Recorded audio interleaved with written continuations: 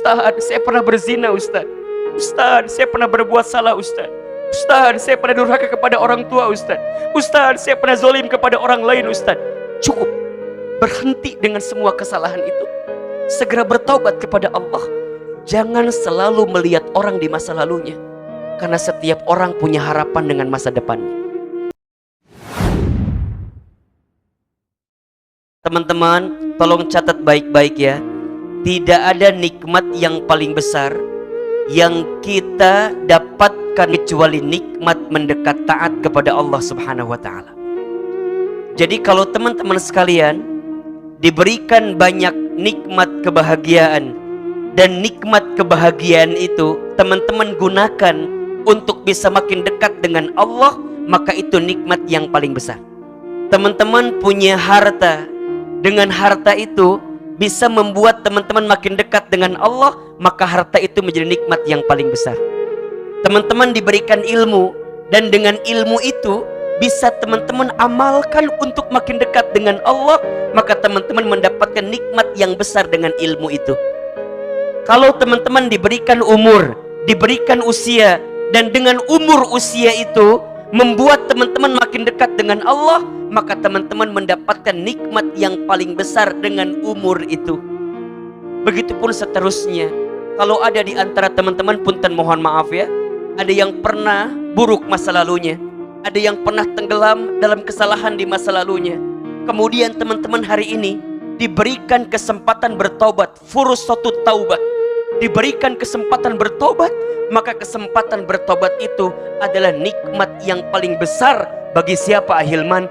Bagi kita yang pernah tenggelam dalam masa lalu, bagi kita yang pernah tenggelam dalam dosa. Coba saya mau bertanya, tolong jawab yang kencang. Siapa yang merasa tidak punya dosa? Kalau ada yang ngacung, itu dosanya. Pernah Ahilman sampaikan kalau tidak salah, ada 4 dosa orang yang punya dosa. Ya, otomatis ya, kalau dosanya udah dosa gitu ya. Tapi ini ada 4 dosa orang yang punya dosa. Apa diantaranya? 1, merasa tidak punya dosa. Maka punten mohon maaf, kalau ada di antara kita di sini yang merasa tidak punya dosa, itu dosanya. Merasa soleh itu salah, merasa salah itu soleh.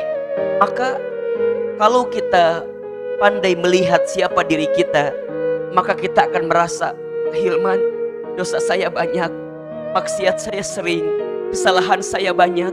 Dan teman-teman sadar dengan itu, dan kemudian teman-teman tergugah untuk memperbaiki kehidupan teman-teman, maka teman-teman sedang disayang oleh Allah Subhanahu wa Ta'ala. Maka ingat, yang pertama, dosanya orang yang punya dosa merasa tidak punya dosa.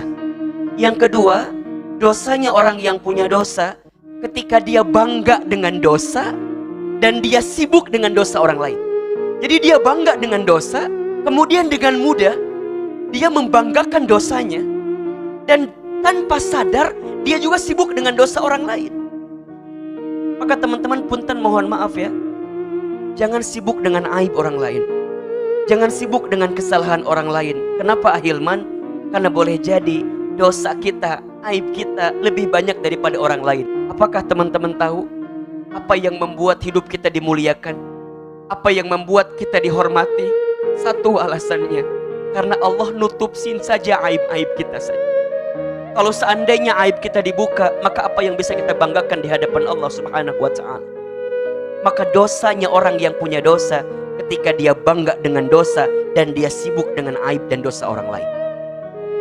Yang ketiga, dosanya orang yang punya dosa saat dia tidak mau bertobat dari dosanya. Udah tahu salah, udah tahu pernah berbuat dosa, tapi dia tidak segera memperbaiki dirinya untuk bertobat kepada Allah Subhanahu wa Ta'ala. Teman-teman yang pernah tenggelam di masa lalu, maka teman-teman jemput potensi kebaikan yang Allah datangkan kepada kita. Dengan cara apa? Segera bertobat. Innallaha yuhibbut tawwabina wa yuhibbul mutatahhirin. Sesungguhnya Allah itu mencintai orang yang senantiasa bertobat, dan mensucikan diri. Bagaimana seorang bisa bertobat? Karena dia tahu dengan dosanya, dia tahu dengan kesalahannya, dia tahu dengan maksiat dan kehilapan yang dia lakukan. Maka kata guru saya, Allah itu lebih mencintai orang yang banyak dosa, kemudian dia bertaubat, daripada orang yang soleh, sedangkan dia merasa tidak punya salah dalam hidupnya. Maka punten mohon maaf ya, berkali-kali Ahilman sampaikan kepada teman-teman sekalian, makin kita ngaji, makin kita taklim, makin kita belajar, makin kita ngerasa ilmu kita sangat kurang gitu. Makanya punten ya, kalau ada yang selepas ngaji di sini tapi kemudian menjadikan kita sombong, menjadikan kita merasa lebih baik dibanding orang lain, coba dievaluasi. Barangkali ada yang belum sesuai dengan apa yang Allah kehendaki dalam hidup kita.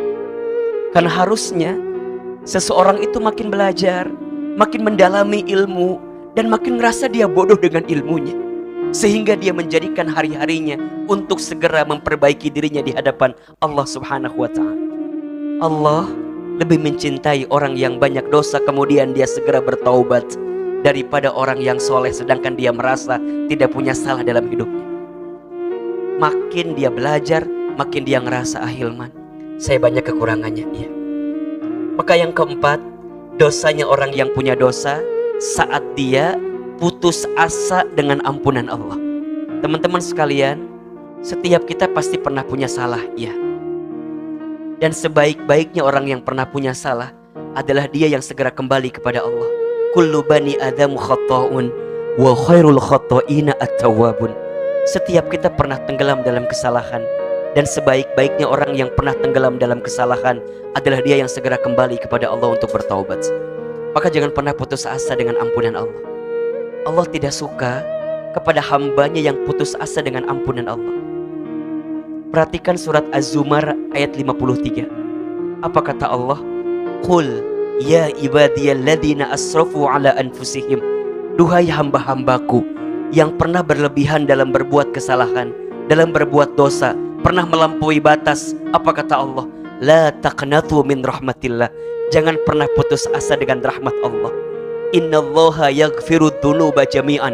Sesungguhnya Allah akan mengampuni dosamu jami'an seluruhnya selama engkau bertobat minta ampun kepada Allah Subhanahu wa Ta'ala. Kita pernah berbuat dosa setinggi gunung, yakin ampunan Allah lebih tinggi dibanding gunung itu.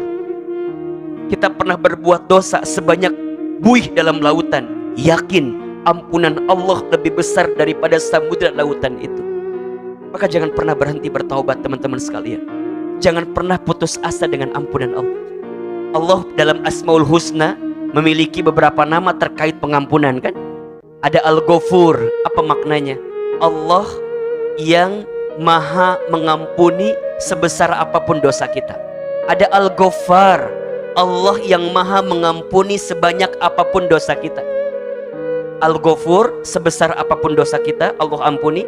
Al-Ghaffar, sebanyak apapun dosa kita Allah ampuni. At-Tawwab, Allah sang maha pemberi dan penerima taubat. Teman-teman makin bertaubat, makin bertaubat, makin bertaubat, Allah makin senang. Al-Afu, Allah yang maha pemaaf, yang tidak akan mungkin mengungkit kembali kesalahan kita. Jadi jangan samakan antara Allah dengan manusia. Manusia itu kalau kita banyak minta makin kesal, betul nggak? Tapi kalau Allah, makin banyak kita minta, makin banyak kita mohon, Allah makin senang. Makanya teman-teman sekalian, kita hadir malam ini di sini, setiap langkahnya kita berharap kepada Allah, semoga Allah hapuskan dosa-dosa kita semua. Semoga Allah gugurkan semua kesalahan kita semua. Siapapun di antara kita, Ustadz, saya pernah punya dosa, punten mohon maaf. Ustadz, saya pernah berzina, Ustadz. Ustadz, saya pernah berbuat salah, Ustadz. Ustadz, saya pernah durhaka kepada orang tua, Ustadz. Ustadz, saya pernah zolim kepada orang lain, Ustadz. Cukup, berhenti dengan semua kesalahan itu. Segera bertaubat kepada Allah. Jangan selalu melihat orang di masa lalunya, karena setiap orang punya harapan dengan masa depannya.